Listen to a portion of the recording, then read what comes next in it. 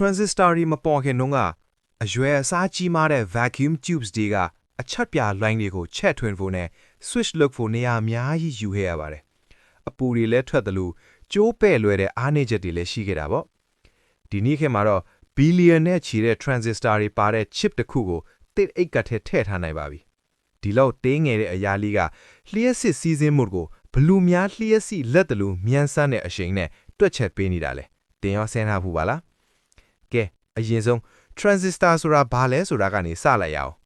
transistor ဆိုတာကတော့ terminal 3ခုပါတဲ့ semiconductor device တစ်ခုဖြစ်ပြီး switch တစ်ခုအနေနဲ့ရော amplifier တစ်ခုအနေနဲ့ပါအလုပ်လုပ်နိုင်ပါလေခင်ဗျာ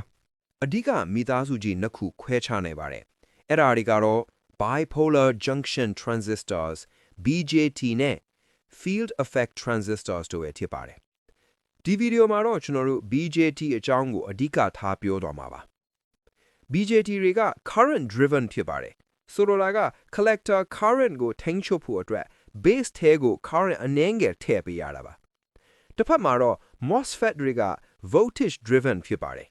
သူတို့ကတော့ conduction channel တစ်ခုပွင့်ဖို့ gate to source voltage ကိုအသုံးပြုတာဖြစ်ပါတယ်ခင်ဗျာပုံမှန်အားဖြင့် transistor တစ်ခုမှာ pin 3ခုပါပါတယ်အဲ့ဒါတွေကို E B နဲ့ C လို့သတ်မှတ်ပါတယ်ဒါမှမဟုတ်ရင် T1 T2 T3 လို့လည်းခေါ်သွင်းရှိပါတယ် emitter ဖြစ်တဲ့ E ကတော့ electron တွေကိုထုတ်လွှတ်ပေးပါတယ် base ဖြစ်တဲ့ B ကတော့အလုံးပါလွှာဒီ carrier flow ကိုထိန်းချုပ်ပေးတာပါနောက်ဆုံး collector ဖြစ်တဲ့ C ကတော့အဲ့ဒီ carrier တွေကိုစုစည်းပေးတဲ့အလုပ်ကိုလုပ်ဆောင်ပါတယ်ခင်ဗျာဒါကိုပိုပြီးမြင်သာအောင်ပလန်တစ်ခုနဲ့စဉ်းစားကြည့်ရအောင်မီတီတစ်လုံးကို switch တစ်ခုနဲ့ထိန်းချုပ်မယ့်အစား BJT transistor နဲ့အစားထိုးကြည့်မယ်ဆိုရင် BJT တွေကိုနားလည်ဖို့အကောင်းဆုံးနည်းလမ်းကတော့ရေပုံပိုင်ခေါင်းတစ်ခုလိုမြင်ကြည့်ဖို့ပါပဲလက်ကင်ကောင်းလေးကိုနည်းနည်းလေးလှည့်လိုက်ရုံနဲ့ပိုများတဲ့ရေစီးကြောင်းကြီးကိုထိန်းချုပ်နိုင်တယ်လို့မျိုးပေါ့ဒီနေရာမှာရွေရှားနေတဲ့အစိပ်ပိုင်းတွေတစ်ခုမှမပါဘဲနဲ့တစ်စက္ကန့်ကိုအချိန်ပေါင်းတန်းနဲ့ချီပြီး switch လုပ်နိုင်တာကတကယ်ကိုအံ့ဩဖို့ကောင်းမဲ့အချက်ပါပဲ